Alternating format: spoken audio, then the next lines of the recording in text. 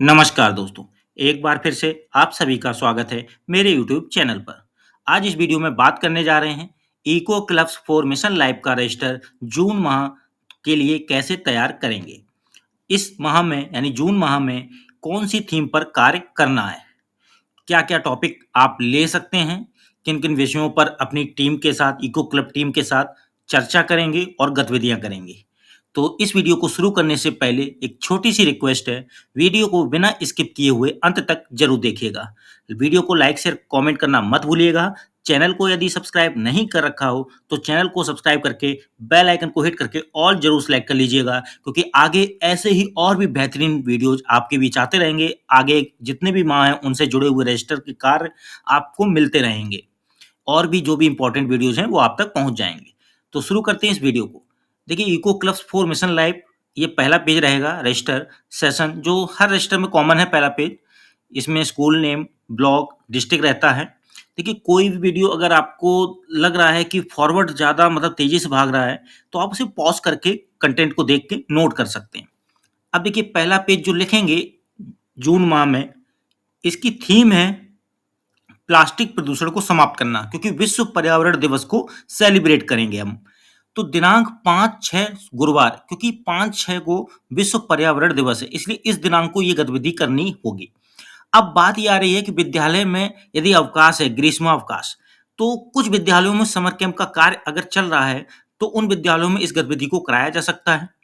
ठीक है? Eco club की टीम की गतिविधि के तौर पे जो भी प्रतिभागी शामिल हों, उनके बीच ये गतिविधि की जा सकती है सेलिब्रेशन के साथ।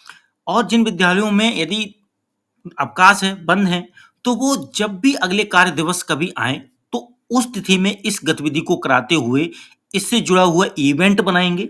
और देखिए, कोई भी गतिविधि जैसे 5 तारीख की ये है ये, या इस तिथि को नहीं करा पाते, आगे कोई तिथि लेते हैं, तो उस तिथि का इवेंट पहले से बना के रखना होगा। जैसे 5 तारीख का ये गतिविधि है, तो इसे आप 4 तारीख तक इसे बना के रख लें इवेंट को। इसको बाद जब 5 को गतिविधि करा लेंगे, तो इसके जो फ़ोटोग्राफ्स हैं वो आप अपलोड करेंगे बाद में और इसको अप्रूव करके कंप्लीट करेंगे। तो ये प्रोसेस करनी होती है। इसमें फ़ोटो में यदि जियो टैगिंग की समस्या है, तो इससे जुड़ा हुआ वीडियो का लिंक मैं डिस्क्रिप्शन में दे दूँगा। इवेंट कैसे बनाते हैं, उसका भी लिंक मैं डिस्क्रिप्शन में दे दूँगा। अप्रूव कैसे करते हैं, यानी complete process eco club portal से जुड़े हुए वीडियोज़ आपको डिस्क्रिप्शन में मिलेंगे। आप चेक कर लें हर एक प्रॉब्लम का सॉल्यूशन। फिर भी कोई प्रॉब्लम है, कमेंट बॉक्स में लिखिएगा, मैं कोशिश करूँगा आपका सॉल्यूशन मिले। अब यहाँ देखिए, दिनांक 5-6-2025 गुरुवार गतिविधि विश्व पर्यावरण दिवस और प्लास्टिक प्रदूषण को समाप्त करना। प्रथम गतिविधि आज दिनांक 5-6-2025 दिन गुरुवार को जून माह की प्रथम गतिविधि का आयोजन समर कैंप अवधि के अंतिम 1 घंटे में किया गया।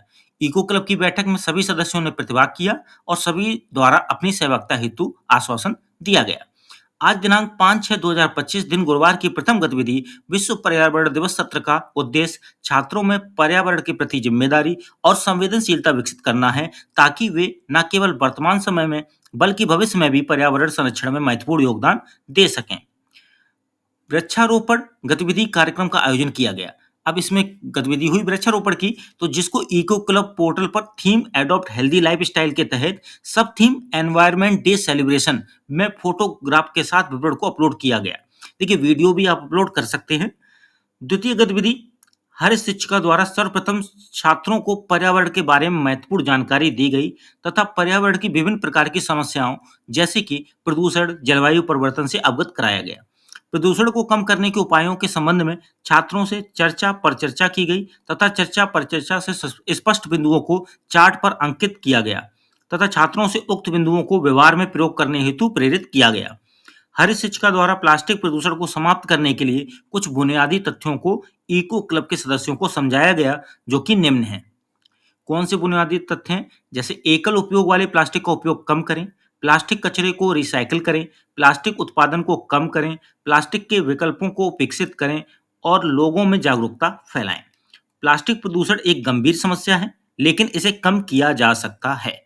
एकल उपयोग वाले प्लास्टिक का उपयोग कम करके, प्लास्टिक कचरे को रिसाइकिल करके, प्लास्टिक उत्पादन को कम करके, प्लास्टिक के विकल्पों को विकसित करके और लोगों में जागरूकता फैलाकर आप प्लास्टिक प्रदूषण को कम करने में मदद कर सकते हैं। जो पॉइंट्स ऊपर हैं वही सेम है, आप इस पैराग्राफ को ना लिखें तो भी चल जाएगा। फिर आते हैं, इको क्लब के सभी सदस्यों द्वारा प्लास्टिक प्रदूषण को समाप्त करने की शपथ ली गई और पर्यावरण के प्रति अपनी जिम्मेदारी निभाते हुए संकल्प लिया गया। उक्त गतिविधि से जुड़े फोटोग्राफ को इको क्लब पोर्टल पर थीम, अब ये देखिए दूसरी एक्टिविटी थी 5 जून की, से no to single use plastic की sub theme replace plastic water bottles with steel के तहत विवरण के साथ अपलोड किया गया। इको क्लब के सभी सदस्यों द्वारा विश्व पर्यावरण दिवस और प्लास्टिक प्रदूषण को समाप्त करने की गतिविधि पर चर्चा के बाद आज की बैठक का समापन किया गया। विश्व पर्यावरण दिवस से जुड़े चित्र बनाएं, आप डाउनलोड कर सकते हैं, गूगल से प्रिंट कर सकते हैं और पेस्ट भी कर दें, बेहतर है। ठीक है, हार्डवर्क के साथ स्मार्ट वर्क भी आप यूज करें, काम आसान और फास्ट होगा। प्लास्टिक प्रदूषण को कम करते हुए चित्र यहाँ पर पेस्ट करें या बनाएं। आगे बैठक में उपस्थित सदस्यों का हस्ताक्षर ले लें, क्रम संख्या, नाम, पद और हस्ताक्षर। इस तरह से ये पहली बैठक 5 जून को खत्म हुई। अगली गतिविधि दिनांक 7/6/2025 शनिवार। देखिए यहाँ भी समर कैंप वाले विद्यालय में ये कार्य हो सकता है, लेकिन अन्य जो विद्यालय अवकाश पर हैं वो इस गतिविधि को आगामी किसी कार्य दिवस में करा सकते हैं जब भी विद्यालय खुले हों। तो गतिविधि क्या है? प्लास्टिक कचरे को पुनर्चक्रित करें, प्लास्टिक प्रदूषण से निपटने के लिए नीतियों को बनाने का आग्रह करें। जैसे आज दिनांक 7/6/2025 दिन शनिवार को जून माह की इको क्लब की गतिविधियों का आयोजन किया गया। इको क्लब की बैठक में इको क्लब के सदस्यों, हरे शिक्षक, शिक्षिका या शिक्षकों के साथ साथ अभिभावकों ने प्रतिभाग किया। प्रथम गतिविधि के अंतर्गत सर्वप्रथम हरित शिक्षिका या शिक्षक द्वारा इको क्लब के सदस्यों को प्लास्टिक प्रदूषण से निपटने की अवधारणा से अवगत कराते हुए बताया कि अपने घर पर प्लास्टिक कचरे को छांटें और रिसाइकिल करें। सार्वजनिक स्थानों पर रिसाइकिलिंग डिब्बे उपलब्ध कराएं। ठीक है, ये कर्बसाइड रिसाइकिलिंग कार्यक्रम लागू करें। सरकारें और व्यवसाय व्यक्तियों के लिए रिसाइकिल करना आसान बनाकर रिसाइकिलिंग को बढ़ावा दे सकते हैं। उक्त गतिविधि के समस्त फोटोग्राफ थीम से no to single use plastic तहत एक अन्य नाम का कैटेगरी होगा सब थीम में, उसमें अपलोड कर सकते हैं। प्लास्टिक कचरे को पुनर्चक्रित करने का चित्र यहाँ पेस्ट कर सकते हैं या ड्रॉ कर सकते हैं। फिर इसी डेट में द्वितीय गतिविधि प्लास्टिक प्रदूषण को निपटने के लिए नीतियों को बनाने का आग्रह करें। इस गतिविधि के अंतर्गत आज इको क्लब के सदस्यों के मध्य प्लास्टिक प्रदूषण से निपटने के लिए नीतियों को बनाने के विषय पर आधारित सोच विचार करना गतिविधि कराई गई। छात्रों ने अपने आसपास के क्षेत्र को ध्यान में रखते हुए निम्न विचार विमर्श किया। स्थानीय, राज्य और राष्ट्रीय स्तर की तरह अपने ग्राम स्तर पर प्लास्टिक प्रदूषण से निपटने के लिए नीतियों का समर्थन करें। एक प्रभावी, मजबूत वैश्विक प्लास्टिक संधि का समर्थन करें। दुनिया भर की सरकारें प्लास्टिक प्रदूषण को रोकने के लिए नीतियां बनाने लगी हैं। कई नीतियों का उद्देश्य आम एकल उपयोग वाले प्लास्टिक उत्पादों और पैकेजिंग पर प्रतिबंध लगाना है। अन्य में प्लास्टिक कचरे को समग्र रूप से कम करने और प्लास्टिक उत्पादों की रिसाइकलिंग और खाद बनाने को बढ़ाने का लक्ष्य है। उक्त गतिविधि के समस्त फोटो से no to single use plastic theme के तहत अवेयरनेस कैंपेन्स की सब थीम में अपलोड किए गए। ये करना है, अवेयरनेस कैंपेन्स की जो थीम होगी सब थीम, उसमें सभी गतिविधियों को कराकर आज की बैठक का समापन किया गया। फिर बच्चों का विचार विमर्श करते हुए एक फोटो प्रिंट करके यहाँ पेस्ट कर दें। अब देखिए अगला सैटरडे जो 14 था, देखिए सैटरडे ना समर वेकेशन है, ठीक है, वो समर कैंप भी नहीं होगा 14 को और ना ही विद्यालय का कार्य दिवस होगा। तो ना ही समर कैंप, ना ही विद्यालय कार्य दिवस, इसलिए उसको अवकाश माना गया। और अगले शनिवार यानी 21 जिस दिन विश्व योग दिवस यानी इंटरनेशनल योगा डे, अब यहाँ पर पोस्टर मेकिंग प्रतियोगिता भी कराएंगे। आज दिनांक 21/6/2025 दिन शनिवार को जून माह की इको क्लब की गतिविधि विश्व योग दिवस का आयोजन किया गया। इको क्लब की बैठक में इको क्लब के सदस्यों, हरित शिक्षक या शिक्षिका, शिक्षकों के साथ साथ अभिभावकों ने प्रतिभाग किया। प्रधानमंत्री नरेंद्र मोदी जी ने 30 मार्च 2025 को अपने मन की बात संबोधन में घोषणा की कि अंतर्राष्ट्रीय योग दिवस 2025 का विषय एक पृथ्वी एक स्वास्थ्य के लिए योग होगा।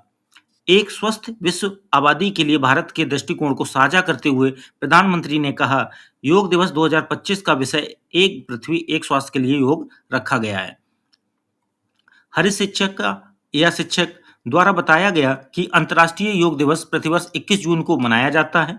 यह दिन उत्तरी गोलार्ध में वर्ष का सबसे लंबा दिन होता है और योग भी मनुष्य को दीर्घायु बनाता है। 11 दिसंबर 2014 को संयुक्त राष्ट्र के 177 सदस्यों द्वारा 21 जून को अंतर्राष्ट्रीय योग दिवस को मनाने के प्रस्ताव को मंजूरी मिली। देखिए कुछ शब्दों में यदि गलती हो तो उसे सुधार करते हुए लिख लीजिएगा। जैसे अंतर्राष्ट्रीय शब्द का थोड़ा सुधार करके लिखिएगा।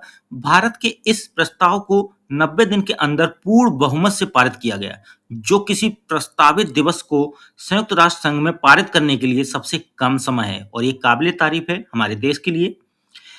11 दिसंबर 2014 को अमेरिका में स्थित संयुक्त राष्ट्र महासभा में अंतर्राष्ट्रीय योग दिवस के प्रस्ताव को मंजूरी मिलने के बाद सर्वप्रथम इसे 21 जून 2015 को पूरे विश्व में अंतर्राष्ट्रीय योग दिवस यानी इंटरनेशनल डे ऑफ योगा के नाम से मनाया गया। हरित शिक्षिका या शिक्षक द्वारा योग से होने वाले लाभ बताए गए, जैसे कि लचीलापन, ताकत और संतुलन में सुधार, हृदय स्वास्थ्य में सुधार, वजन नियंत्रण, गठिया के लक्षणों में कमी, त्वचा की समस्या से छुटकारा, तनाव और चिंता में कमी, एकाग्रता और फोकस में सुधार, शांत और सकारात्मक मन, आत्म जागरूकता में वृद्धि। उक्त गतिविधि के फोटोग्राफ को इको क्लब पोर्टल पर थीम एडॉप्ट हेल्दी लाइफस्टाइल की सब थीम जागरूकता सत्र के तहत विवरण के साथ अपलोड करेंगे। छात्रों का योग करते हुए फोटो प्रिंट करके पेस्ट करें। 2 फोटो ले लें, पेस्ट कर दें। अगला है पोस्टर मेकिंग प्रतियोगिता गतिविधि। हरित शिक्षिका ऑब्लिक शिक्षक द्वारा विश्व योग दिवस से जुड़े पोस्टर बनाने की गतिविधि छात्रों के बीच कराई गई, जिसमें योग आसन, योग से होने वाले लाभ, योग से जुड़े विभिन्न चित्रों को छात्रों द्वारा बनाया गया। गतिविधि के पश्चात छात्रों को पुरस्कृत किया गया। उक्त गतिविधि के समस्त photo theme adopt healthy lifestyle के तहत पोस्टर बनाना सब थीम में अपलोड किए गए। पोस्टर बनाना गतिविधि में सभी का उत्साहवर्धन भी किया गया। पोस्टर बनाते छात्रों का फोटो प्रिंट कराकर पेस्ट करें। 2 फोटो पेस्ट कर सकते हैं यहाँ। देखिए अगली दिनांक को जो आपकी मीटिंग है यानी एक्टिविटी होनी है वो 28 जून 2025 शनिवार को। इससे पहले मैं एक बात फिर से रिक्वेस्ट करूंगा कि वीडियो यदि आपको लग रहा है तेजी से बढ़ रहा है तो आप वीडियो को पॉज करके इस कंटेंट को लिख लेना अच्छे से देखकर, ठीक है। यदि कोई भी सवाल है तो कमेंट बॉक्स में लिख सकते हैं और प्लीज सपोर्ट कीजिए, लाइक शेयर कमेंट कीजिए वीडियो को, और चैनल यदि सब्सक्राइब नहीं किया है तो चैनल को सब्सक्राइब जरूर कीजिएगा, ज़्यादा से ज़्यादा शेयर कीजिए। दिनांक 28/6/2025 शनिवार, गतिविधि स्कूल परिसर का प्लास्टिक ऑडिट। आज दिनांक 28/6/2025 दिन शनिवार को जून माह की इको क्लब की गतिविधि स्कूल परिसर का प्लास्टिक ऑडिट का आयोजन किया गया। इको क्लब की बैठक में इको क्लब के सदस्यों, हरित शिक्षक या शिक्षकों ने प्रतिभाग किया। स्कूल परिसर में प्लास्टिक ऑडिट गतिविधि एक ऐसी गतिविधि है जो छात्रों को प्लास्टिक के उपयोग और अपशिष्ट के बारे में जागरूक करने और प्लास्टिक कचरे को कम करने के लिए प्रेरित करने में मदद करती है। यह गतिविधि छात्रों को अपने स्कूल परिसर में प्लास्टिक के उपयोग की जांच और विश्लेषण करने के लिए प्रोत्साहित करती है। गतिविधि का उद्देश्य छात्रों को प्लास्टिक के उपयोग और उसके प्रभाव के बारे में जागरूक करना, प्लास्टिक कचरे को कम करने के लिए प्रेरित करना, स्कूल परिसर में प्लास्टिक के उपयोग की मात्रा और प्रकार की पहचान करना, प्लास्टिक कचरे के प्रबंधन के लिए प्रभावी तरीके विकसित करना। गतिविधि के चरण कैसे होंगे? पहले तैयारी होगी, फिर कचरे का संग्रह होगा, कचरे का वर्गीकरण होगा, विश्लेषण और रिपोर्टिंग होगी, जागरूकता और समाधान होगा, अनुवर्ती ऑडिट होगा। इसमें जो अध्यापक हैं या अध्यापिका हैं, शिक्षक शिक्षिका, वो सहयोग करेंगे।